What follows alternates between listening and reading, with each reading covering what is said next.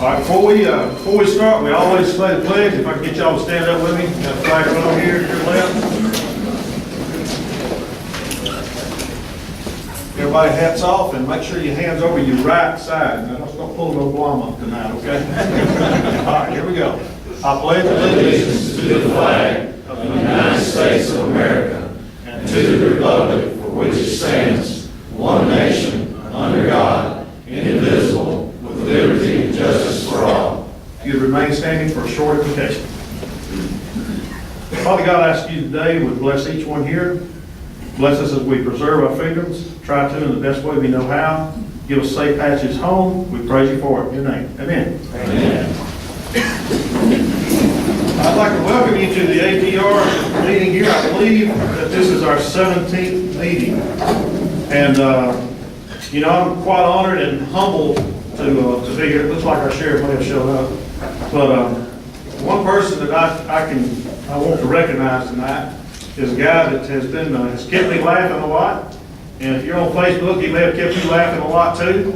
And, you know, forever time I get to speak, there's a bunch of people underneath me that I really wish they were up here instead of me.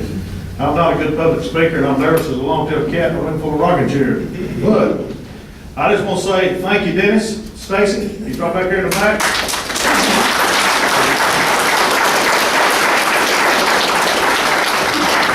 If it were not for him, we would not be here tonight with the law enforcement was today. I have personally given up on getting a meeting with Sheriff Sexton, and he had me contacting what one man can do and the other one can.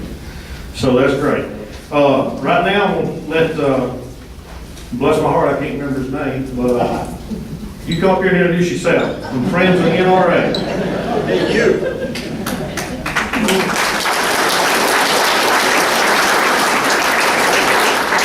Hello, my name is George Lander, and I want to thank you for giving me the opportunity to come address you folks.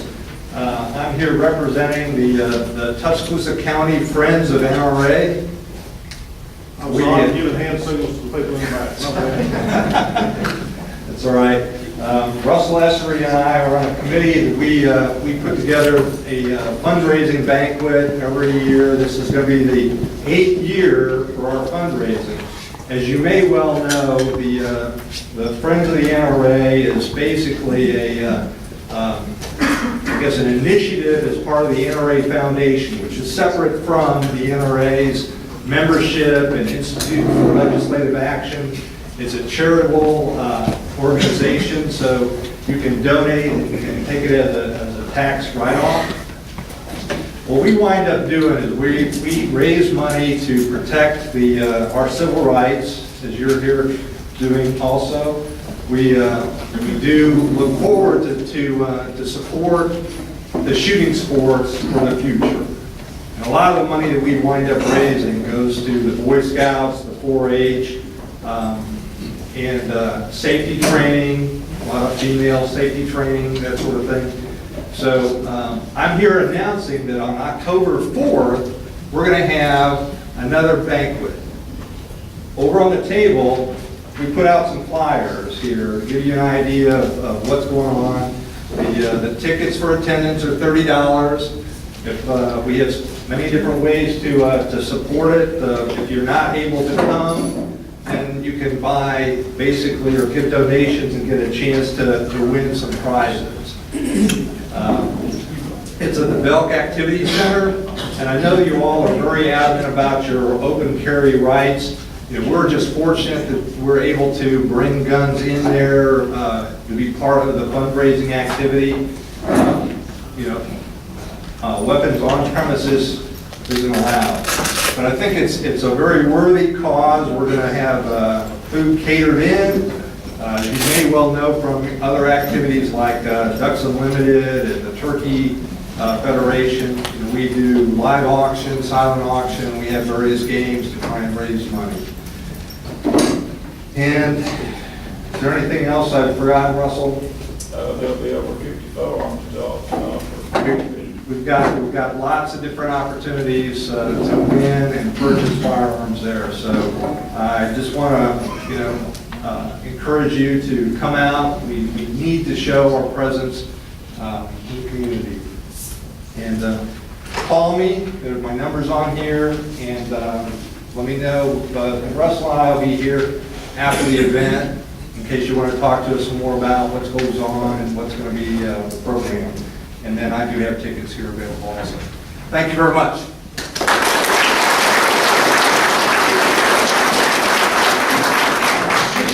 Okay, in a few minutes, we're going to kind of do the little church thing and pass the pot around.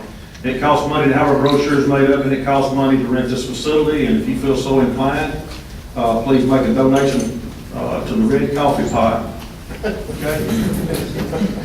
So y'all just go ahead, we're going to go ahead and start this around. If you will, just pass it down one row and turn around and pass it over.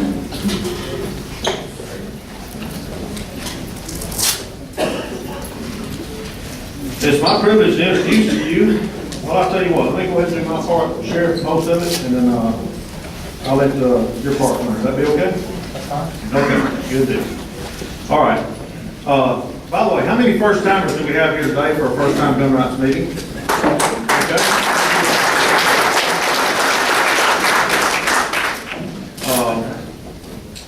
I want to tell you a little bit about what Alabama Gun Rights is. And we originally started off as Alabama Open Carry, but really we're much more than that.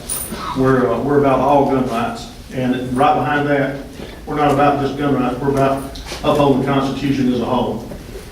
We changed the name from ALOC to AGR, which stands for Alabama Gun Rights. And the reason we exist is to educate law-abiding citizens and law enforcement officers on the legality of open carrying or concealing a weapon in defense of self and state. We also strive to make sure these rights are preserved for future generations. Many people simply don't know, or they didn't realize the rights they have, not just gun rights, but other rights, protected by the Constitution of the United States and Alabama. As we moved along, it became apparent that many people would embrace their rights if they just knew them. Please understand that we're not all about open carry. We're about saving all our rights that have been under constant attack since day one of our country's beginning.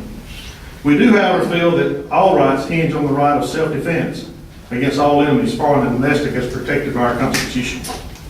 I believe the right of self-defense predates our Constitution and was put in us by our Creator.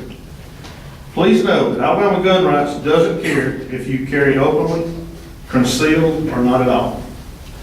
I don't think I've ever told anybody they should open carry. We do ask that you exercise your rights. We do care and almost demand, no, we do demand, that you support the Constitution of the great state of Alabama. All law enforcement officers and military are required to take an oath to uphold and defend our Constitution. In my mind, and in my opinion, citizens should be held to that same oath. When someone tells me they're telling me the truth, I usually say, okay, I believe you. But I want you to know I'm really bad about checking things out for myself, and I hope you see me in that same frame today. I ask that you check out and verify for yourself everything I say. Look and learn it for yourself.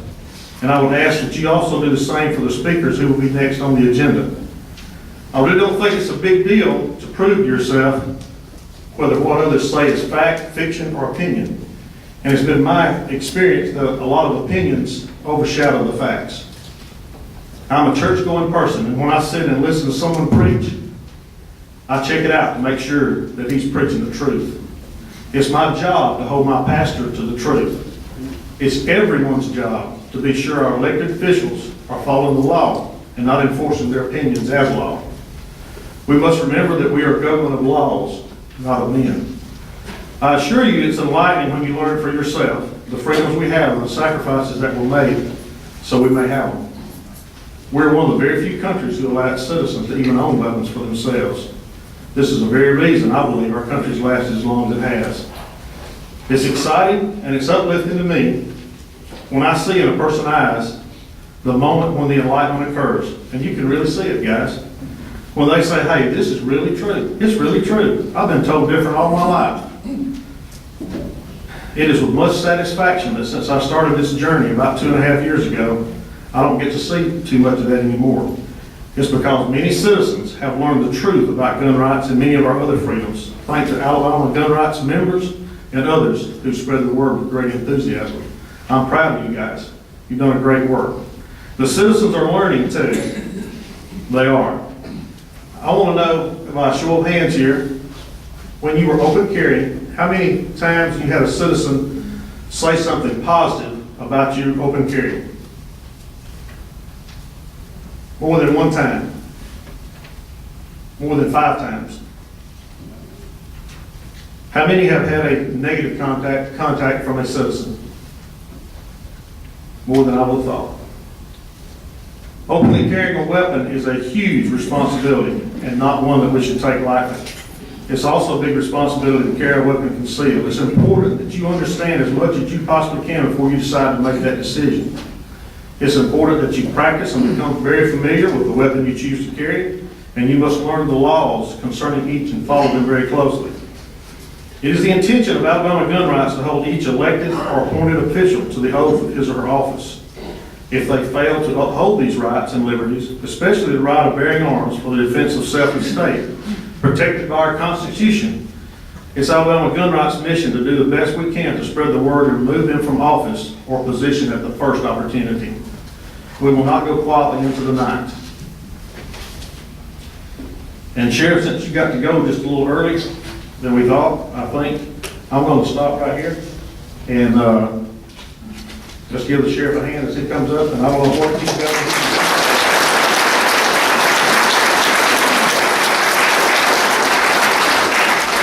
Thank you very much. I appreciate the opportunity to come visit with you. This is clearly an issue that does have a lot of questions. This is clearly an issue that folks are referring to opinions, and most of the issues that I hear are referred to as Attorney General's opinions. And so we're going to hopefully provide some information for you tonight so that hopefully we leave here with a little bit clearer delineation. But I think that the bottom line to this is that this is definitely going to have to be clarified by the legislature, or it's going to have to be clearly clarified by the courts.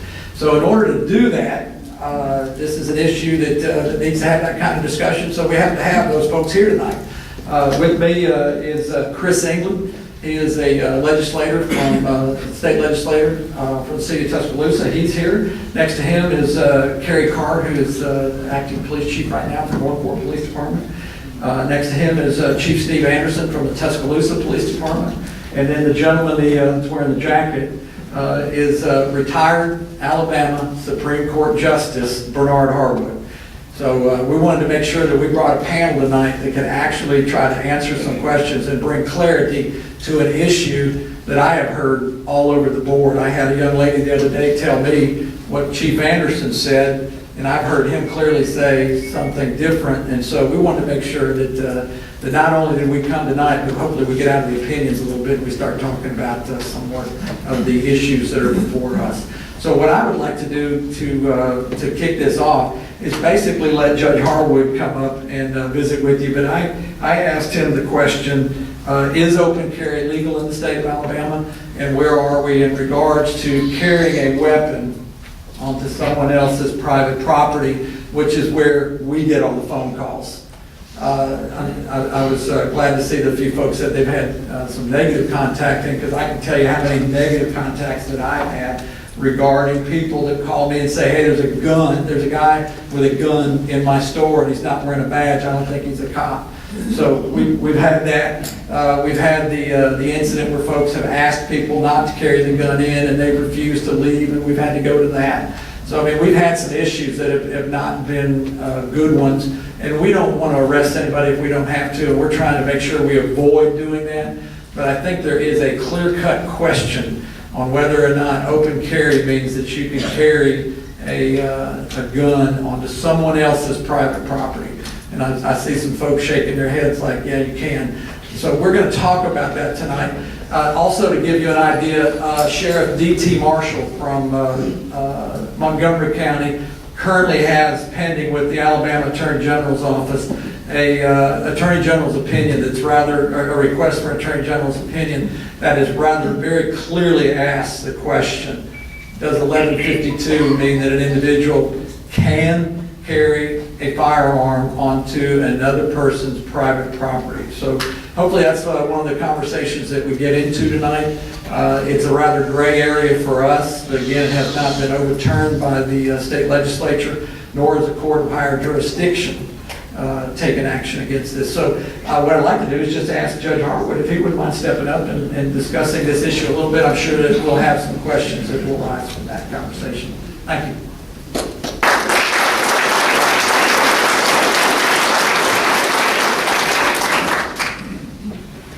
Sheriff Sexton asked me a couple of weeks ago if I would research the law on this issue.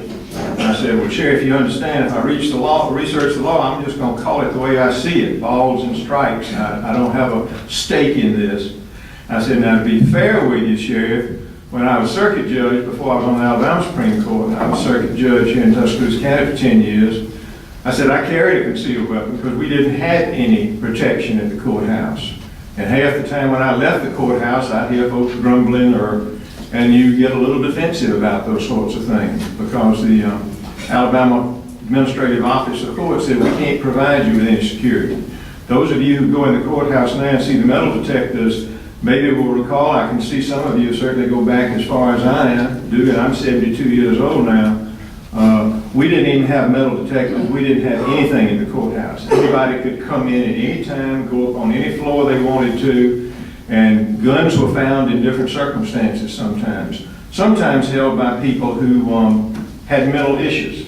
So it's an issue that, as I told Sheriff Sexton, every time I ran, I had the support of the NRA.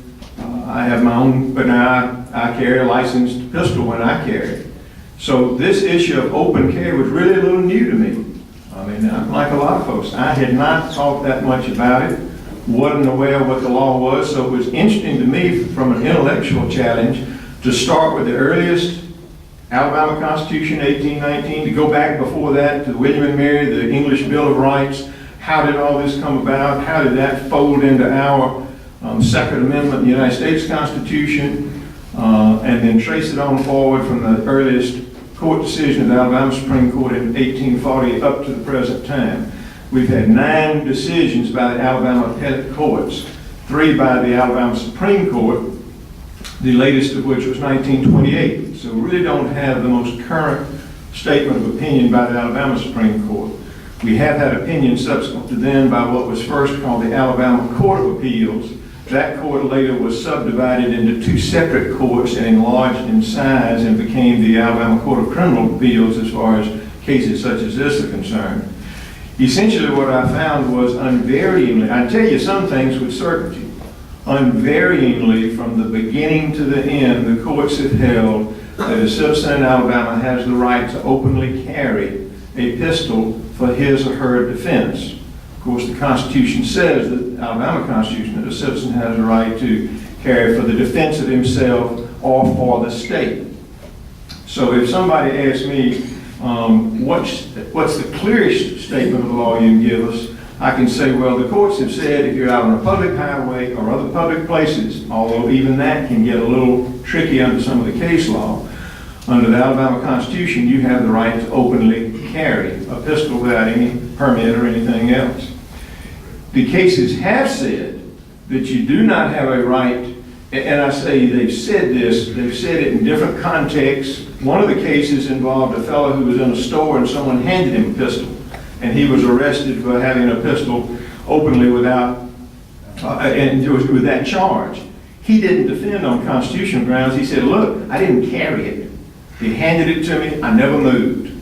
The court said, well, that isn't what carry means in that context. You don't have to carry it, like a bucket brigade. If you're in possession under the way carry was used under the old cases, you're guilty of that. So that was all he raised.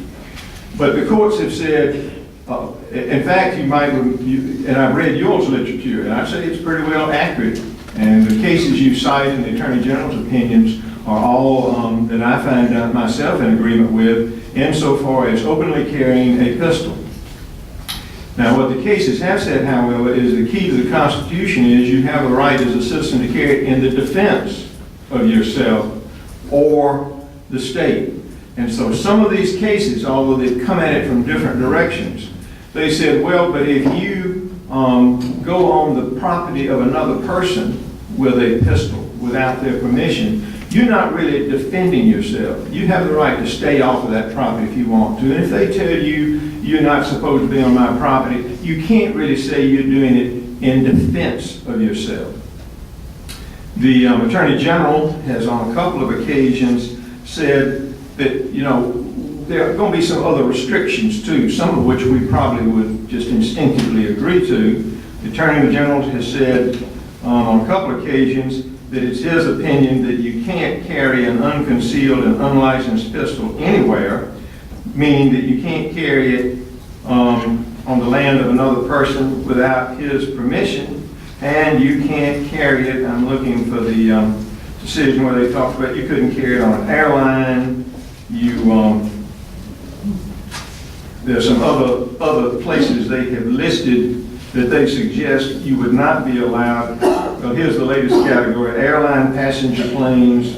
I've just flown in from New Orleans today, and I know I went through every sort of security. First time I went through that thing where they put you in there, they zap, and they ask you to stand out, and you kind of wonder if you're tingling, you know. I'm not sure what it did to me, but...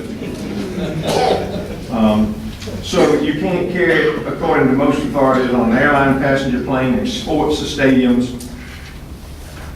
The cases have said you have a right to carry it, for example, clearly on a public highway. That's a public area, a public venue. They haven't sorted out all these other areas. The Alabama Supreme Court has said, as the U.S. Supreme Court has said, with respect to the Second Amendment to the United States Constitution, that the right to carry in defense of yourself doesn't mean to carry any sort of weapon, anytime, anywhere. There can be some restrictions. We in Alabama have not had that sorted out yet. We simply, as I say, we haven't had an Alabama Supreme Court decision since 1928. The Attorney General's opinions, while helpful, their status under the law is they are merely advisory. They are a statutory arrangement whereby if an elected official wants to get an Attorney General opinion and then acts in accordance with what the Attorney General says he thinks the law is, then that individual is protected from any suit by any other department of the state. It is not the same as an opinion by the Alabama Supreme Court or the Court of Criminal Appeals. For that matter, the Alabama Supreme Court is like the top of the pyramid. It is the definitive lawmaker for the state of Alabama. But since 1928, we haven't had a case that's gone all the way up to the Alabama Supreme Court. So what we have are the decisions of what was initially the Alabama Court of Appeals, later the Alabama Court of Criminal Appeals. Those appeals are good law. In other words, the rule of law in Alabama is if you have an opinion by the highest appellate court that the case reached, and the Alabama Supreme Court hasn't overruled the Alabama Court of Criminal Appeals, then that's good law. So you have cases in the Alabama Court of Criminal Appeals that say, as far as open carry is concerned, you have the right to carry a pistol in defense of yourself, and that, and as far as areas go, they have said, certainly on public property, as far as other areas, they have said you don't have the right to carry on private property. Now, I'm not here to argue the wisdom of it one way or the other. I'm simply trying to recite to you what I've come to understand is the law by reading each case in sequence, reading each Attorney General opinion. I read all the United States Supreme Court opinions. As you know, we had the Helen and McDonald case recently. That big scrap was all about, well, do you have a right as an individual to bear arms to the Second Amendment as opposed to in support of a militia? And the U.S. Supreme Court said, no, it's an individual right. And then the next case, McDonald, the dispute was, well, that just applies, doesn't it, to prohibitions against the federal government. Can't a local government organization still prohibit? And they said, no, this Second Amendment carries over and is binding on the states through the 14th Amendment and all local ordinances. So they've settled that as far as the Second Amendment is concerned. Rather than hold forth anymore, because one thing I learned when I was running for office statewide and in Tuscaloosa County, I never had anybody come up to me later and say, you know, your talk was just a little too short. So I'm going to stop now, but I'll certainly be around to respond to any questions that are put to me or otherwise if I should participate. Thank you.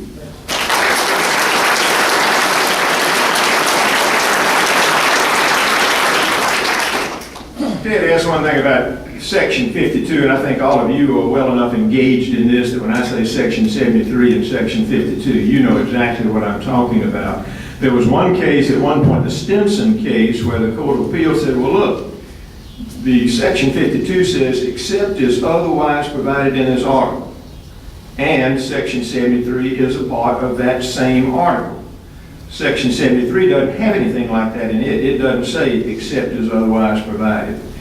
When section 52 was passed first, later when section 73 was passed, and I think it was in 36, it was part of something they called the that's right, the Uniform Firearms Act. So the Stinson case said, it looks like 73, the Uniform Firearms Act, looks like to us, it's just wiped out 52. The 52 is not even on the books anymore. Later Court of Criminal Appeals cases came back some years later because things had changed. They said, well, wait a minute, the Alabama legislature has twice adopted a unified code as a part of their entire legislative enactment, and each time they brought forward section 52 in it. They're not treating it like it's a dead letter and gone, but they still said, but because 73 is the latest statute in the sequence, we consider that you have to read 73 as sort of trumping 52 to where there's a conflict. So they tried to reconcile 73 and 52, but the Court of Criminal Appeals has said that 52 is still on the books because the legislature, after the Stinson case, has said we think it's a dead letter. The legislature twice enacted comprehensive codes where they brought forward and included section 52 in it along with 73. So that's the best that court has had to say about how they see the interaction between 52 and 73. Thanks.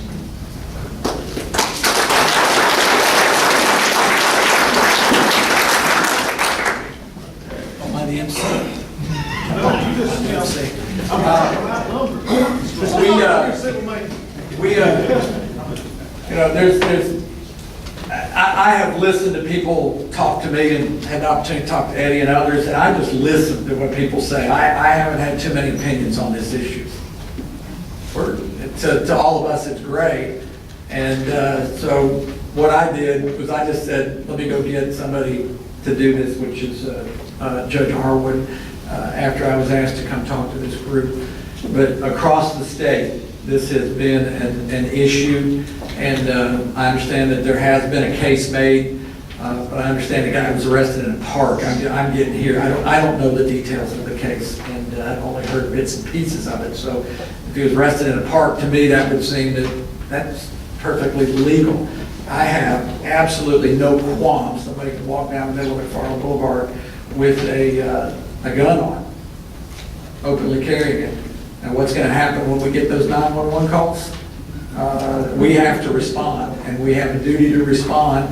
And then I've had people that have called and said, well, what are you going to do when you get there? Well, you know, what's the circumstance? What time is it? I'm sure that every police officer is going to deal with this differently at 3 o'clock as they are. And we just had a guy that, unfortunately, also think about it from our perspective. We just had a guy that shot 17 people up at the Copper Top.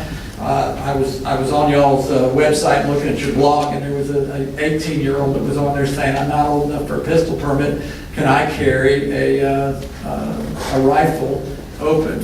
And I was going, wow, that's going to be an interesting experience when they walk down to the boulevard and towards the federal courthouse or something.